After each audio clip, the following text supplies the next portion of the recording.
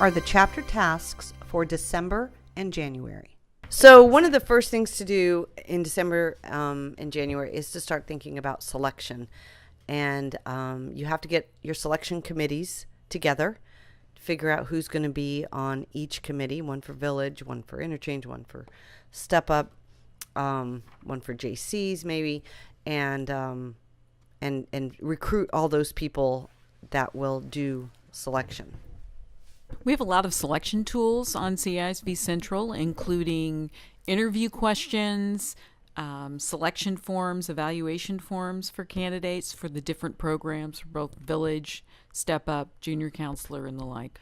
One of the things we've learned over the years is it's best to have a rubric by which you can classify each of the delegates in a number of ways. So there is actually a numerical way of saying who is getting selected.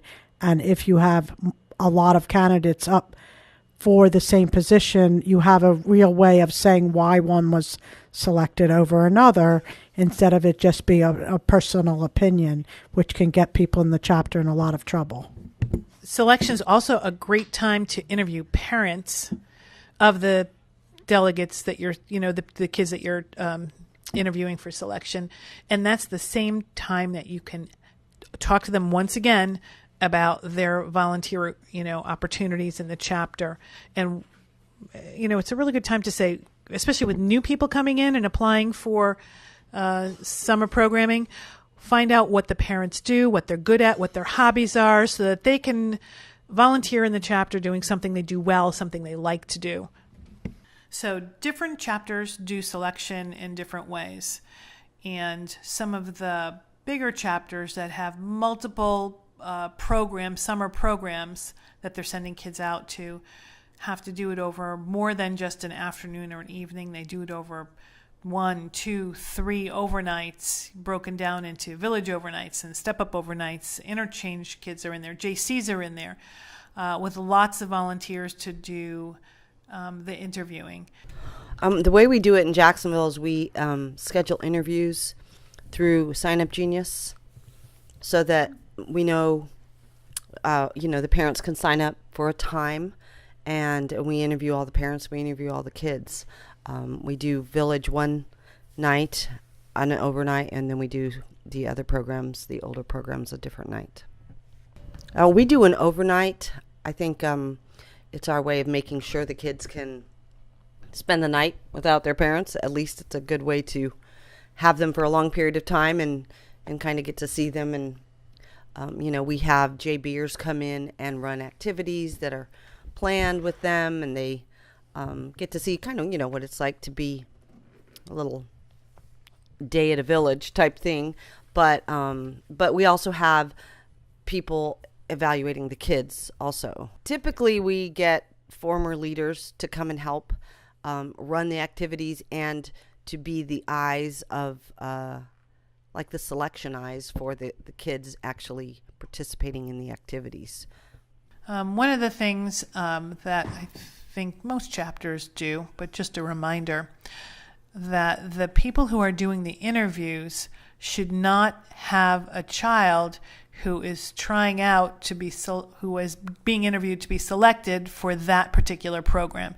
So if you've got a mom or a dad interviewing for a Step Up program, they cannot have a child who's applying for that same Step Up program. Use them to interview leaders, use them to interview JCs, use them to interview Village kids. Everybody should participate, and I think most parents want to participate, but you have to be smart about where you put people. So which volunteers in your chapter do you ask to do or be on a selection committee? That's a great question, Carrie. There are a lot of volunteers that can fit the bill for this, but I think it's a great opportunity for chapters to do some alumni outreach and ask some chapter members who haven't participated in a while or have grown children or don't really come to any of the activities to come and help out with selection, because at some point in the past they've done it, and this is a one-time task that's easy to come back and help the chapter out, and a great way to reignite that CISV feeling and get them to volunteer again and be part of the community. We need so many volunteers for selection. A lot of times we get, people that did it last year. If their kid went to village, then we make them maybe on the village committee for the next year. So that's one thing. And then there was a suggestion from someone at Chapter Development to maybe use an 11-year-old or now a 12-year-old kid that just traveled as to serve on the committee to select the JCs. That's a great idea. You need to know that February 15th is the date that programs need to be returned if you're not going to be able to fill them. So this time in January is really critical to make sure you're doing your best work to try to fill your delegations with really quality people. And if you're not finding them from within your chapter, there's an opportunity to start looking for chapter shares.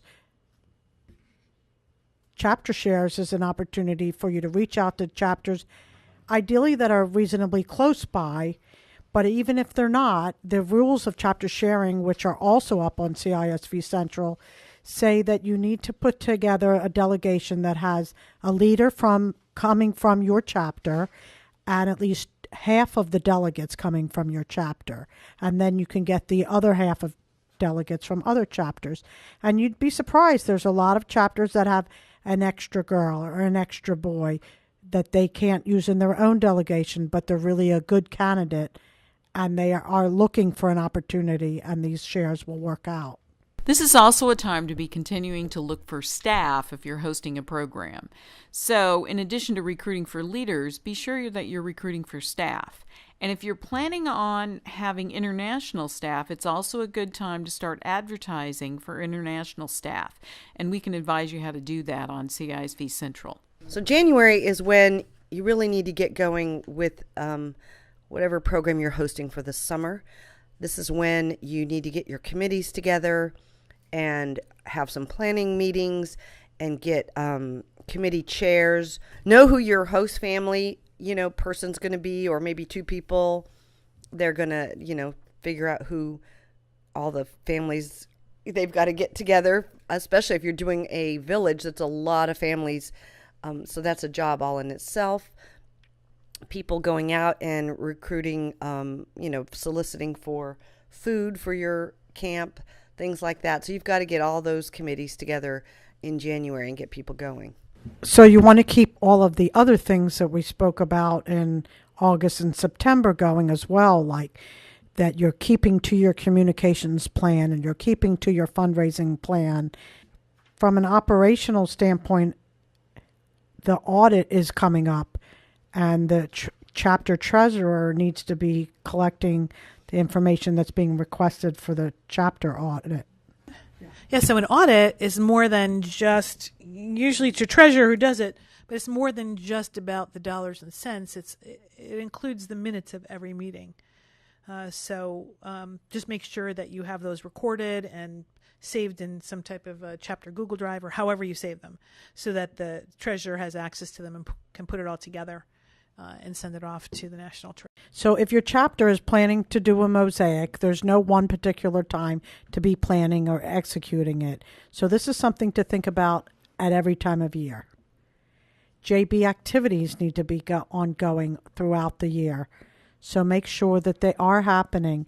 It's very common in chapters that are gung-ho and getting it, the group together every month, and then somehow it slides off in the springtime. So it's a good thing for the adult leadership to be looking at whether they're continuing to get together.